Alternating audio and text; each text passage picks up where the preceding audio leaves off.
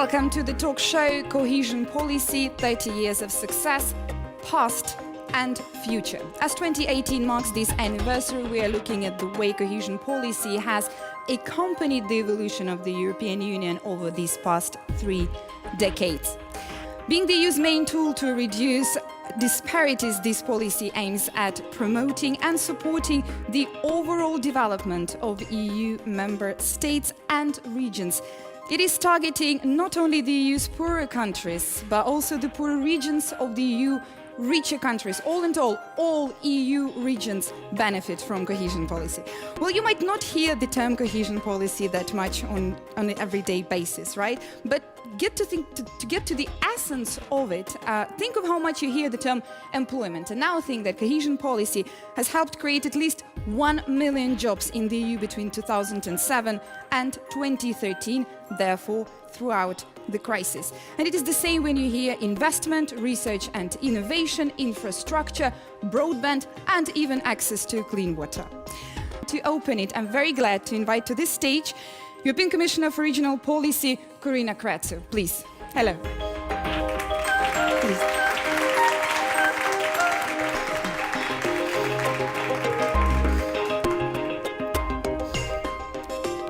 Commissioner Crețu, why does Europe need this policy?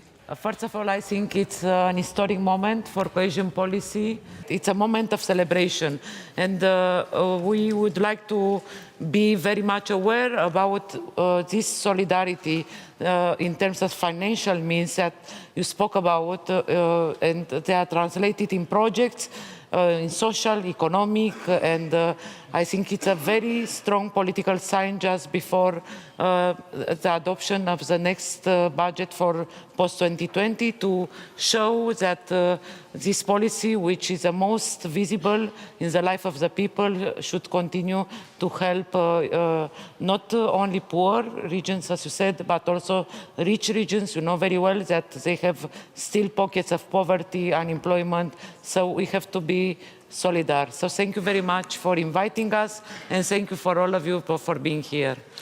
Indeed, thank you to all of you for being here. I'm very glad now to invite to join this debate and to get to the very essence of it, Portugal's Prime Minister António Costa, please. Hello. Hello. Hello. Prime Minister, tell us about achievements of cohesion policy in Portugal. Well, it's very difficult to summarize 30 years of cohesion policy in Portugal in just 2 minutes. But that policy produced some very tangible results, like infant mortality. When we joined the European Union in 1986, our infant mortality rate was 20% above the European average, and today we stand below the European average for that matter. The economic differences between our richest and poorest regions was cut by 70%. And we had this structural educational deficit in our country, a deficit of training and technical skills. We've improved that, even during times of crisis and austerity. Between 2004 and 2016, we've managed to reduce the rates of early school dropouts from 35% to 12.6%. And the percentage of the population aged between 30 and 34 years old that have access to a college education went from 17.5% to 35% during that same period. This means that despite the many economic difficulties we went through, and despite the need to adapt to a new economic reality with the euro currency, with the enlargement of the EU, with globalization, cohesion policy has been crucial to transform Portugal into a more developed and more harmonious country. Commissioner, Portugal is a very interesting example indeed, isn't it? Yes, of course. I think it's a very good example also in the way Portugal used the European funds. One of my first visit when I became commissioner, it was in Portugal, because it was the only country who used all the funds 1 year before the ending of the program. So they are very good in spending, but in spending in high quality programs. And I would like now to invite to the stage our special guest, President of the European Parliament, Antonio Tajani. Please join us. Buongiorno. António. Tudo bem. President Tajani, we've heard the example of Portugal just now. You heard it. What is the role of cohesion policy in building the EU as it is? But the cohesion policy is crucial. It was crucial in the past. It's crucial today. It's crucial for the future. In the past, many countries with a lot of problems, thanks the cohesion funds, worked very well in favor of European citizens. Also for many countries, new entry in Europe, from the East, the cohesion funds has been crucial for its participation, because the economic situation is crucial if you want to be a protagonist in Brussels. We need to have behind a strong economic position. And thanks to the cohesion funds, many countries, new entry, are today the protagonists. But I want to be very clear. Cohesion fund is a symbol of solidarity. But solidarity is not also to use the solidarity. It's also to help the other countries when we need solidarity in these countries. When countries as Italy, as Germany, as Greece needs help on immigration, we need solidarity from the countries using the cohesion funds. We Italians, we pay a lot of money for the cohesion funds in other countries. And now we need solidarity on the refugees. It's unacceptable to have money coming from Italy, from Greece, from Germany, and to be against solidarity on the refugees.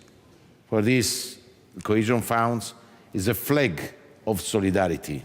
Mr. President, I would like to thank you, and I would like to thank you for the entire European Parliament for the support for cohesion policy. I think this solidarity should be two-way street. So I think it's very important to have in mind that if some countries would like to have more cohesion policy, more money for big infrastructure, they have to show solidarity also in times of need for the other countries. And I see cohesion policy as a cement that holds us together. Thank you very much. Prime Minister.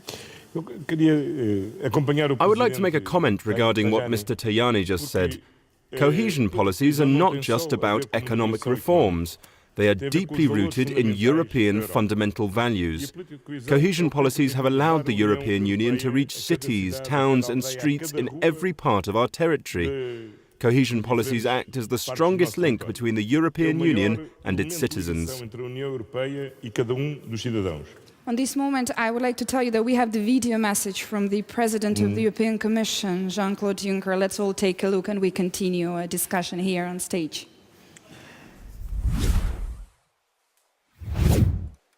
Dear friends, I'm sorry I cannot be with you today, but I can assure you that with Corinne, you as well as European regions are in safe hands. 2018 is a landmark year for Europe's cohesion policy. And I say this for two reasons. Firstly, cohesion policy turns 30 this year. It's a time to celebrate its unique role. At its essence, cohesion policy is about making sure that the life chances in Europe are not dictated by a postcode lottery or by accident of birthplace. It is both about solidarity and equal opportunities for all Europeans. And in being so, it is a driver of our economy. It provides 8.5% of public investment in our union. From 2013 to 2020 alone, It will support 1.1 million small businesses. It will help more than 7 million people to find a job and almost 9 million people to gain new qualifications. But cohesion policy is not about millions and billions. It's about delivering for Europe's citizens where it counts, about making sure no one is left behind, about making a positive difference to people's lives right on their doorstep. But the second reason I say that this is a landmark year for cohesion policy is because we must decide on how a new European budget for the post-2020 period will develop. This is a highly political exercise and not an accounting one. It is about choosing what kind of Europe we want and equipping ourselves with the resources we need to build it. The budget must be ambitious, flexible, of course, and focus on areas where European funds can have real added value. That means that when it comes to regions, we must ask ourselves some tough questions. Do we want to maintain support for all countries and all regions? Or do we want to focus only in less developed regions or cohesion countries where needs are more acute? Such a shift may come cheaper, but in practice would mean that many regions in countries like Belgium, Denmark, France, Ireland, and elsewhere lose funding. Each option has a price tag and has implications for the overall European budget and for local economies and communities. These are the sort of questions you should be asking on your show, and I look forward to watching your discussion. But whichever way the debate goes, Europe's cohesion policy must continue to live up to its potential, as it has for the last 30 years. This is my firm belief and my unwavering commitment to all of you. Thank you. Bye-bye. So we've just heard from Jean-Claude Juncker, his belief and his commitment following the message, the future of cohesion policy. He gave a very strong signal in favor of cohesion policy, but he was very direct in telling us how difficult situation it will be without our friends from the UK to do this trade-off. It will be very difficult trade-offs because we also have to choose what we would like to finance. We have new priorities, as President Tajani already mentioned, as migration, but also defense, European armament, cross-border control.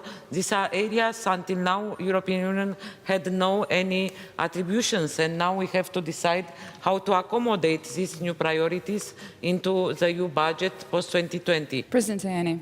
I totally agree with Commissioner Crețu on the political choice. The 2nd of May, the European Commission will present the next multi-financial framework. We need to decide the political goals. Of course, we need to work against illegal immigration, in favor of security inside and outside the European Union. We need to work against youth unemployment. If we want to stop the populism, we need to decide on these 3 most important political points. We need to use the money for achieving this goal. And the cohesion policy is an instrument for achieving this goal. For this, we need to put money for the cohesion policy. But we need to have also rules, because the cohesion policy is not cadeau. Moi, je crois dans la politique de cohésion. It's not a gift. Personally, I believe in cohesion La policy. valoriser, We have to promote il it, faut la soutenir, we have to mais il support faut it. aussi dire But we à ceux qui also reçoivent have to l'argent say to those who receive qu'est-ce money qu'il faut what faire. they have to do. quels sont les buts What are the politiques. political goals? Because it's que not c'est pas- private money. Et It's the l'argent money public, of c'est our l'argent fellow de European nos citizens. concitoyens européens. Before we move to the future and to the way to discuss it, Commissioner Crețu has invited her predecessors to define cohesion policy by referring to one major achievement and contribution to Europe, which this policy made during their time in office. Well, not everybody could be here with us today, unfortunately, but those who can be sent us their video messages. And the first message is coming from Monica Wolf-Mathies, who was EU Commissioner for Regional Policy from 1994 to 1999. Let's take a look.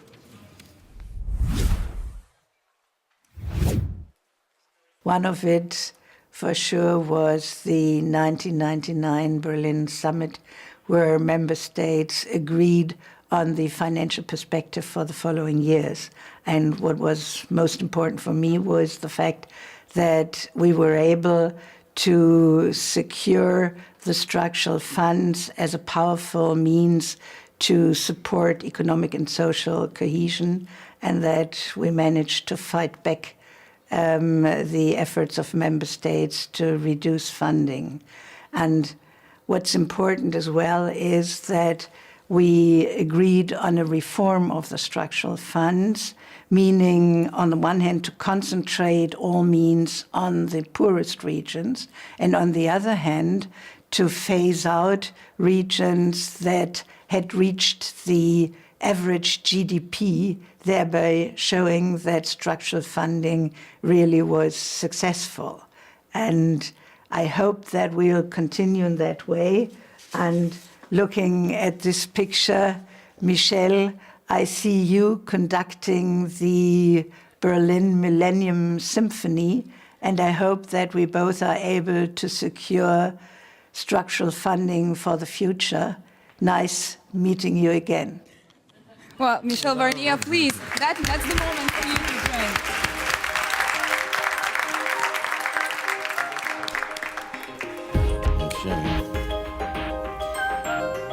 So, Commission in charge of regional policy and reform of European institutions 1999 to 2004, and later also in charge of the internal market and services from 2010 to 2014. Please share with us your experience. It's not an obligation to speak English. Huh? No. Just to give the proof that the culture... You could speak in Portuguese also. I think we have to give proof that the cultural diversity, which is the foundation of the cohesion policy, is still alive. So, I will switch to French. Il y a une phrase dont je me souviens. There are some words I remember from the first United Nations Climate Change Report in 1992, written by former Prime Minister Gro Harlem Brundtland from Norway, that said, "Think globally, act locally." Behind this beautiful policy, which is for me one of the most beautiful European policies, there is at the same time a global thinking and several local actions. During my mandate, I had to prepare the future budgetary prospects.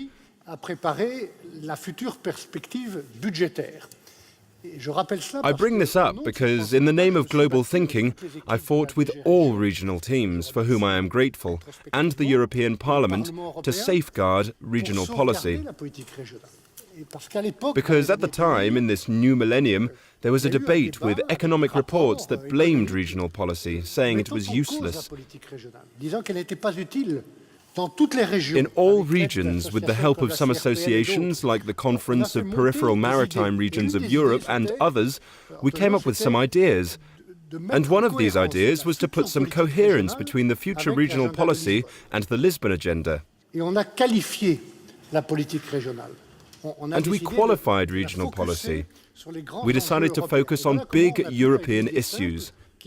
And that's how we saved the policy, with a simple idea from the bottom. For instance, I have one memory which is close to my current mission to manage Brexit wisely.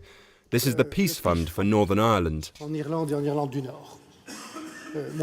My predecessor initiated this program to encourage dialogue, peace and cooperation between North and South, between communities that have suffered terrible hostilities.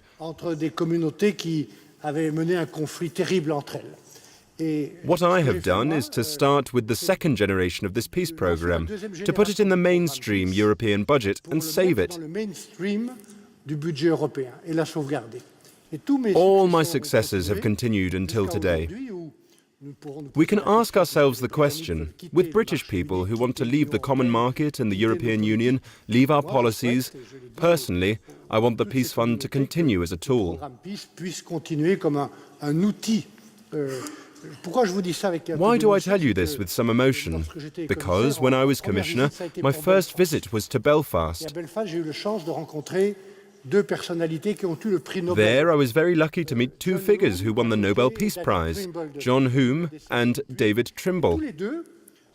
Both of them told me the same thing with the same words during my visit in two different places.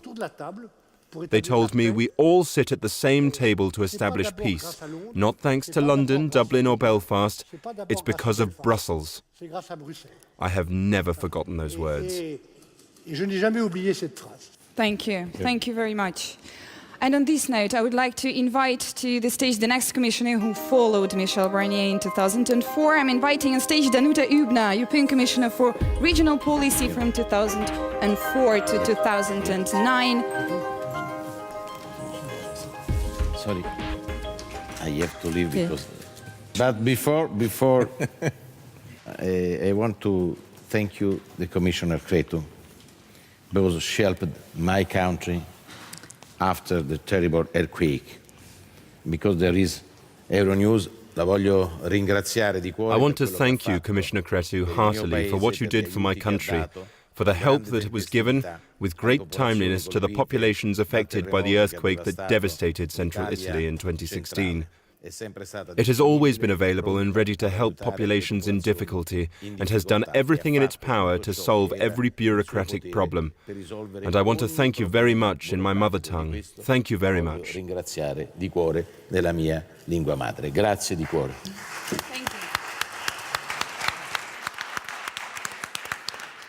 Danuta Hübner, you were European Commissioner for Regional Policy from 2004 to 2009, right?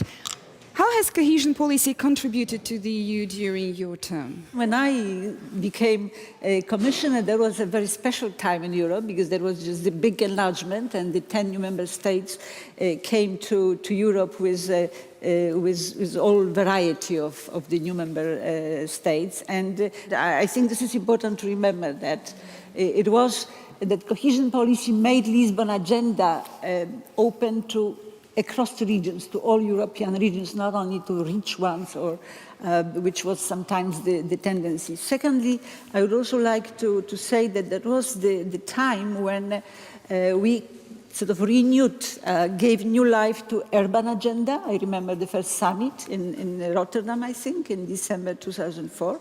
That was also the time where we managed to add to social and economic cohesion also territorial cohesion.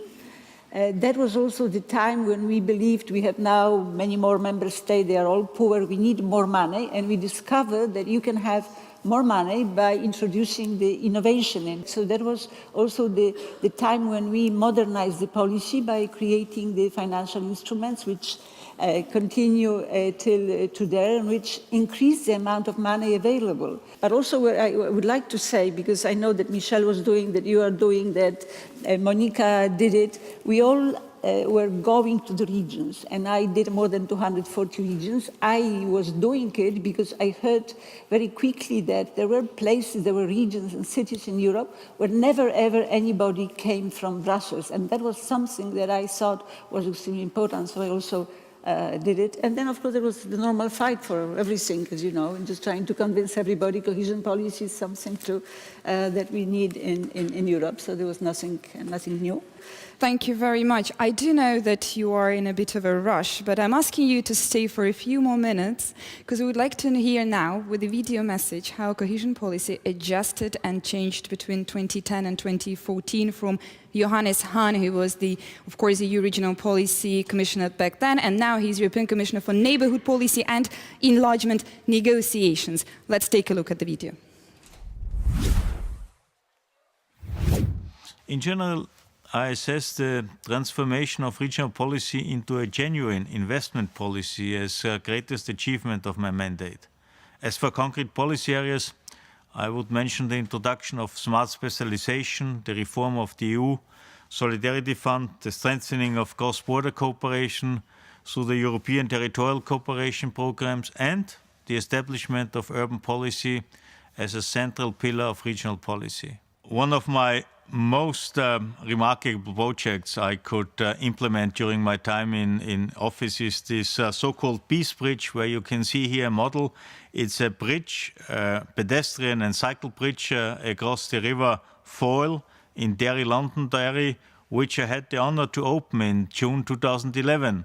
And the bridge creates a physical link between the Protestant and the Catholic areas. It broke down the sectarian segregation and increased the interaction and thereby the mutual understanding between the two communities. And I encourage citizens and politicians from the West Balkans to study and visit this project, as it is an impressive and concrete example of successful reconciliation and a timely reminder why we have to protect the soft border between Northern Ireland and the Republic of Ireland even after Brexit.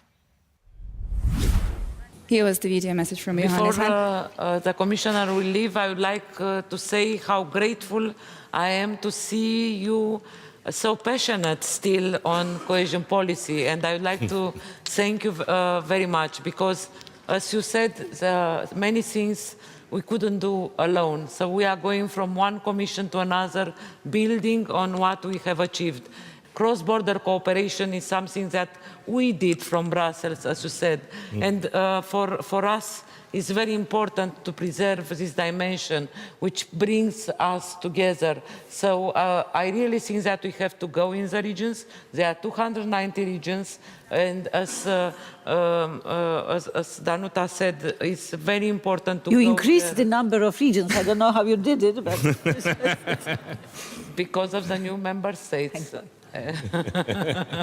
Michel Barnier, Danuta Hübner, thank you very much for sharing your experience. Thank you. We know that you have to go. Merci beaucoup.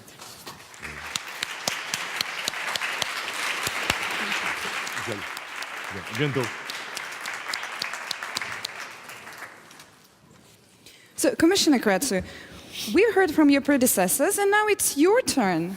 As I said from the very beginning, the first aim it was to think how to make this policy simpler and more friendly to the beneficiaries. This was my first aim, and from the first months of my mandate, we created this high-level group of simplification because, as President Tajani said, there are public money, so we have to have this balance between the simplification and control of how the money are used. Then we had concentrated on the lagging regions because, according with our studies, we have some regions that are coping with the globalization very well in terms of research innovation, but still we have regions that, in spite of giving them EU funds, they are still stagnating. And according with our estimations, some of the regions are still below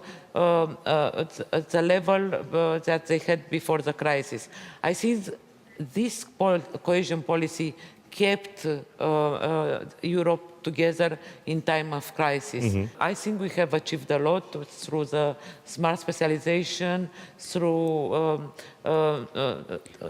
going from the more infrastructure to more research innovation, and small medium-sized enterprises, which are the engine of every economy. I would like for all of us now to take a look at the very concrete example of a cohesion policy project. EURONEWS reporters went to Finland, to the region of Tampere, to see what this policy delivered there.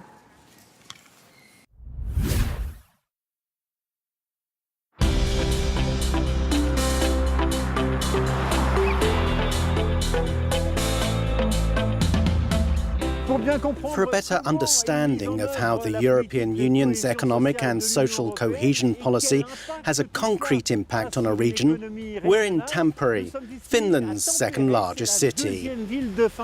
And you'll see how different forces unite to put into practice a new economic model, dubbed smart specialization.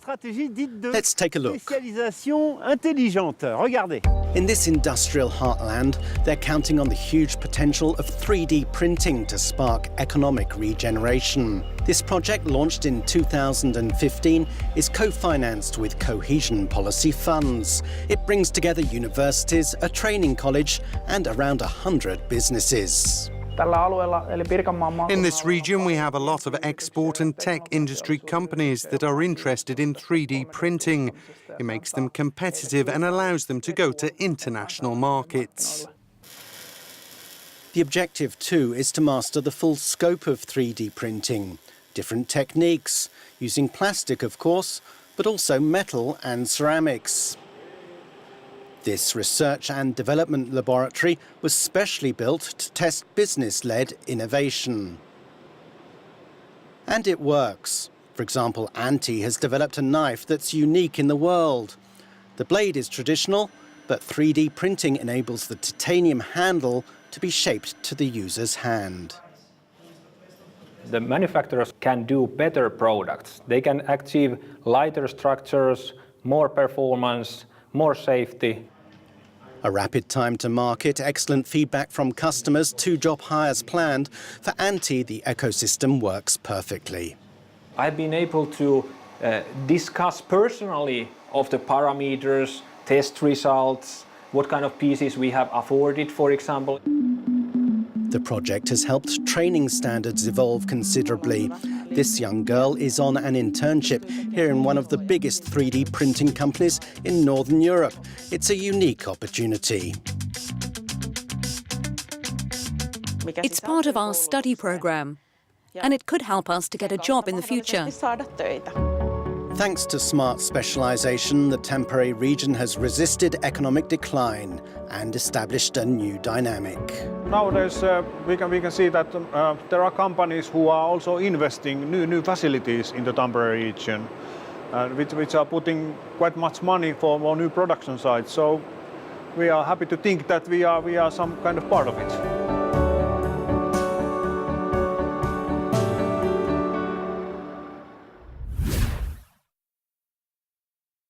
So this is just one of the projects that cohesion policy supports. And we are ready to hear from Karin Wengert, Mayor of Stockholm right now. Good afternoon. Hello, good afternoon. Sweden is among the richer EU countries in terms of GDP per capita. Why should the EU continue investing in your city and in cities in the EU in general? Thank you. Let me highlight 2 points. 1. In Stockholm, EU-funded projects are often the most visible link between citizens and the EU. This is a very important link, and it should not be ignored. As the mayor of one of Europe's most innovative cities and as vice president of Eurocities, I know how beneficial the EU has been for Stockholm and for other cities, and how important a strong and stable EU will be for our future. But these benefits are not always as clear to our citizens. Cohesion policy has been the strongest expression of solidarity in the EU. And given the current political climate, a shared cohesion policy for all cities and regions may be more important than ever. And second, regarding the urban agenda, in my opinion, cities have an essential role to play when it comes to developing EU policies, especially today, with globally rising inequalities and a general lack of trust in the ability of politicians to solve the pressing issues at hand. Cities are the level of government closest to citizens, and cities like Stockholm can provide national and EU leaders with vital information about the needs on the ground and the opportunities. With our expertise, we can help develop more effective legislation that delivers meaningful results. Results that help our citizens to tackle their daily challenges. That is also what is needed to help the EU reconnect with its citizens. Thank you very much. Live from Stockholm, Mayor of Stockholm, Karin Wenger, thank you for being here with us. Thank you so much. Thank you. And I would like to invite now on stage Karl-Heinz Lamberts, President of the European Committee of the Regions.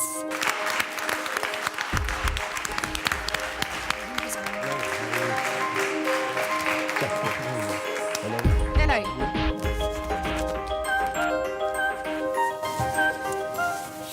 Please, you've been here with us, you've been following the debate. What's your take, Tisha? I'm very enthusiastic. First, I'm very happy to see again 3 commissioners that I worked with a very long time ago. And I have also seen how much everyone is engaging with the cohesion policy.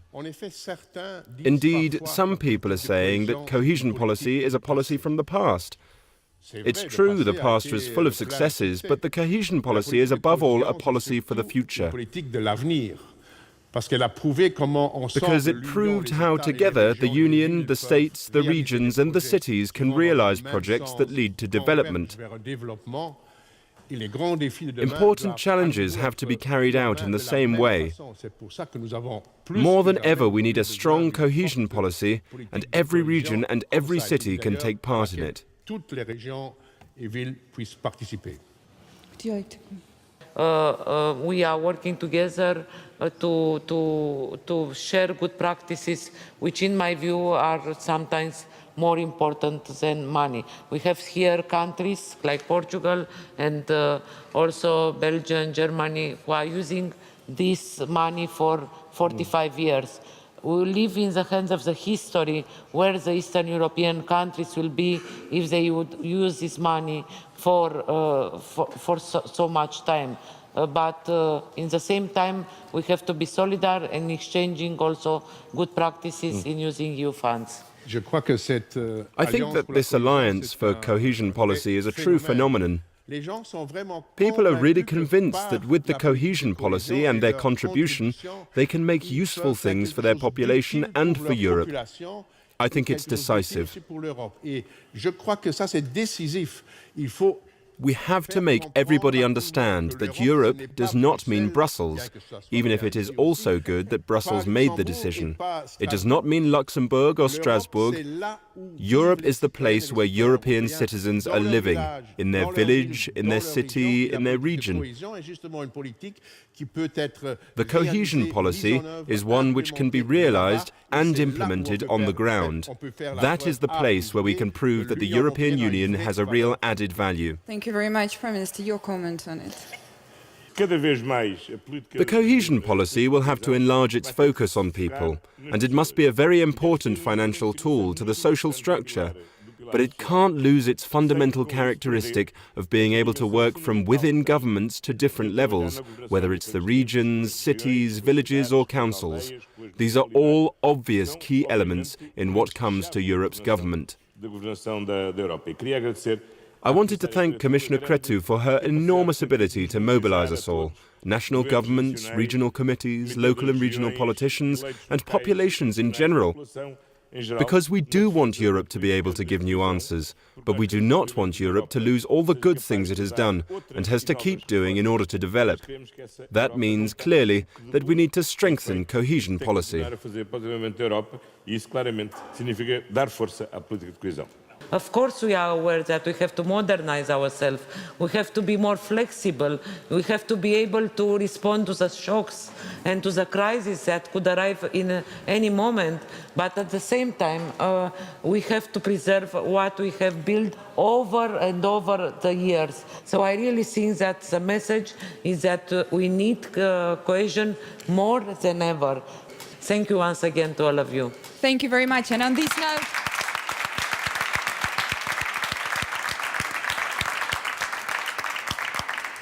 thank you, Commissioner Crețu. Thank you, Prime Minister. Thank you very much, Mr. President, for being with us on stage, and everybody who was here. Thank you very much for being here with us today, this afternoon, here at Atelier de Teneur. And thank you all very much for watching this live talk show. Thank you. On this note, goodbye. Thank you, Sasha.